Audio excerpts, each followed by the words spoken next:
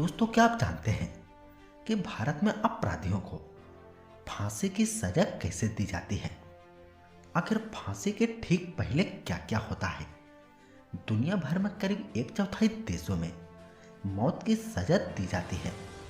भारत भी उन 1/4 देशों में से एक है। भारत में मौत की सजा देने के 2 तरीके हैं।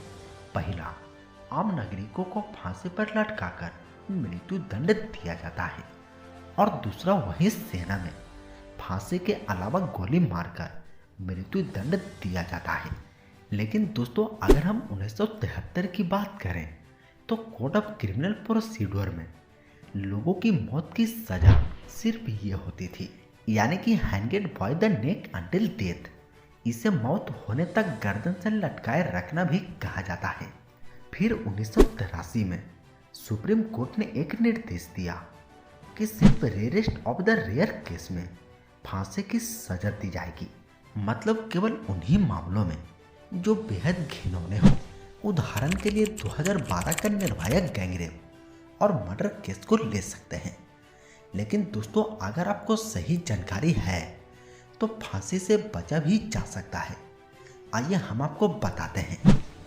मान लीजिए किसी अपराधी को सेशन कोर्ट यानी सत्र न्यायालय ने फांसी की सजा सुनाई, तो सबसे पहले सेशन कोर्ट को अपने फैसले में यह बताना होता है कि यह case rarest of the rare क्यों है, यानी कि इसमें अपराध कितने क्रूर हैं, कौन सा घिनौने हरकत किए हैं।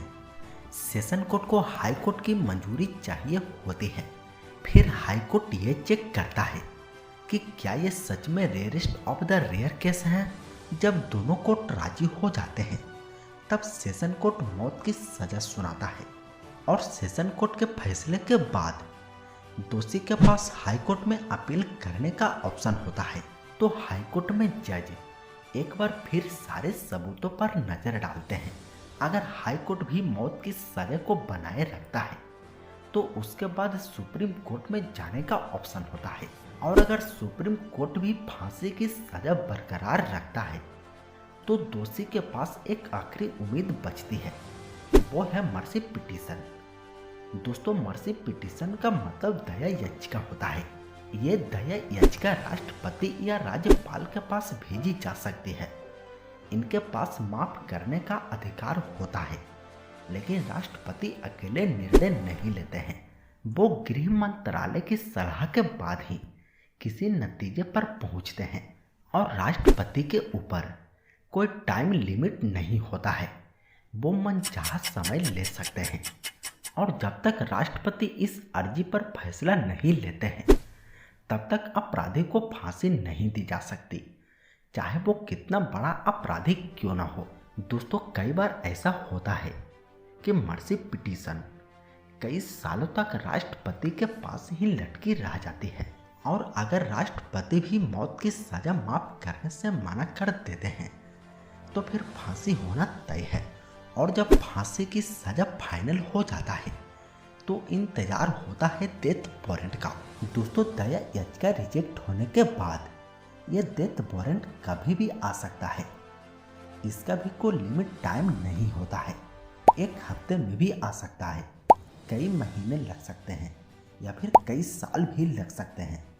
सभी को उसी डेथ वारंट का बेरहमी से इंतजार रहता है, क्योंकि उसी डेथ वारंट में फांसी की तारीख और समय लिखा होता है और मृत्यु दंड वाले कैदी के साथ आगे की कार्रवाई जेल मैनुअल के हिसाब से होती है। दोस्तों, हर राज्य का अपने अलग जेल मैनुअल होता है और इसी जेल मैनुअल में सारी डिटेल लिखी होती है। जैसे कुछ कॉमन बातें आपको बताते हैं। डेथ वारंट जारी होने के बाद कैदी को बता दिया जाता है कि तुम्हें फांसी होने वाली है, लेकिन किसी कैदी का डेथ वारंट जारी होने के बाद जेल सुपरिटेंडेंट को, यानी कि जेल के अधीक्षक को, प्रशासन को भी इसकी जानकारी देनी जरूरी होती है, ताकि यदि कैदी किसी ऐसी जेल में बंद है जहां फांसी की सजा का अरेंजमेंट नहीं है तो डेथ वारंट जारी होने के बाद उसे दूसरी जेल में शिफ्ट किया जाता है और नए जेल में आते ही कैदी की पूरी चेकिंग की जाती है। उसे बाकी कैदियों से अलग सेल में रखा जाता है जो 24 घंटे गार्ड की निगरानी में होता है। दिन में 2 बार इस कैदी की तलाशी ली जाती है और दोस्तों जेल का सुपरिटेंडेंट, डिप्टी सुपरिटेंडेंट और मेडिकल ऑफिसर कैदी के खान पान की जांच करते हैं। बेहद सावधानी बरती जाती है ताकि कैदी किसी भी तरीके से आत्महत्या न कर सके और सामान्य परिस्थितियों में कैदी के परिवार को फांसी से 10-15 दिन पहले ही सूचना दे दी जाती है ताकि आखिरी बार परिवार वाले मिल सके। और दोस्तों हम आपको बता दें कि फांसी देने के लिए मनीला रस्सी का इस्तेमाल किया जाता है। इस रस्सी की सारी डिटेल्स जेल मैनुअल में लिखी होती है और फांसी से 1 हफ्ते पहले सुपरिटेंडेंट की मौजूदगी में, मतलब जेल के अधीक्षक की मौजूदगी में, इस रस्सी को चेक किया जाता है और चेक करने के बाद रस्सी को सुरक्षित लॉकअप में रख दिया जाता है। और जिन जेलों में फांसी दी जाती है वहां कम से कम 2 रस्सियां मेंटेन करके रखी जाती है। और दोस्तों फांसी का जो टाइम होता है वो महीने के हिसाब से अलग अलग होता है, लेकिन ये वक्त हमेशा सुबह का ही होता है। जैसे नवंबर से फरवरी में सुबह 8 बजे, मार्च से अक्टूबर में सुबह 7 बजे और मई से अगस्त की अगर हम बात करें तो सुबह 6 बजे फांसी दी जाती है। फिर दोस्तों जेल का सुपरिटेंडेंट और डिप्टी सुपरिटेंडेंट दोनों फांसी के तय वक्त से कुछ मिनट पहले ही कैदी के सेल में जाते हैं और उस कैदी को अच्छे से पहचान करते हैं जिसका नाम उस डेथ वारंट पर होता है। फिर वो कैदी को उसकी मातृभाषा में वारंट पढ़कर सुनाते हैं। उसके बाद जेल अधीक्षक की ही मौजूदगी में मुजरिम की बातें रिकॉर्ड की जाती है। फिर अधीक्षक जहां फांसी दी जानी है वहां चले जाते हैं, लेकिन डिप्टी सुपरिटेंडेंट मुजरिम के सेल में ही रहते हैं और उन्हीं के मौजूदगी में मुजरिम को काले कपड़े पहनाकर उसके हाथ पीछे से बांध दिए जाते हैं। फिर आता है वो वक्त, फिर उसे फांसी के तख्ते की तरफ ले जाया जाता है। फिर कैदी को हैंगमैन यानी जल्लाद के हवाले कर दिया जाता है। अब अपराधी को फांसी के तख्ते पर चढ़ाना होता है और उसे फांसी के फंदे के ठीक नीचे खड़ा किया जाता है। उस वक्त भी वार्डन उसके बांह पकड़कर ही रखते हैं। इसके बाद जल्लाद उसके दोनों पैरों को टाइट से बांध देते हैं और उसके चेहरे पर नकाब डाल देते हैं। फिर उसे फांसी का फंदा पहनाया जाता है और जिन्होंने बांह पकड़कर रखे थे वो अब पीछे हट जाते हैं।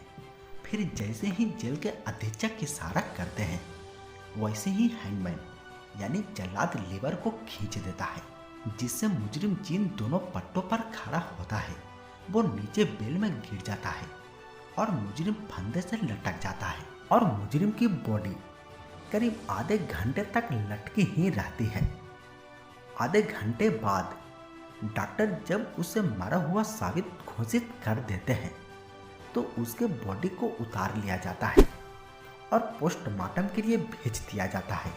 और अब जेल के अधीक्षक फांसी का डेथ वारंट लौटा देता है और यह पुष्टि करता है कि फांसी की सजा पूरी हुई और पोस्टमार्टम के बाद मुजरिम की बॉडी को परिवार वालों को सौंप दी जाती है। तो फ्रेंड्स, इस वीडियो में आपने जाना फांसी की पूरी प्रक्रिया के बारे में जो आपको बहुत ही ज़्यादा पसंद आया होगा। तो इस वीडियो को लाइक करना और हमारे चैनल को सब्सक्राइब जरूर करना।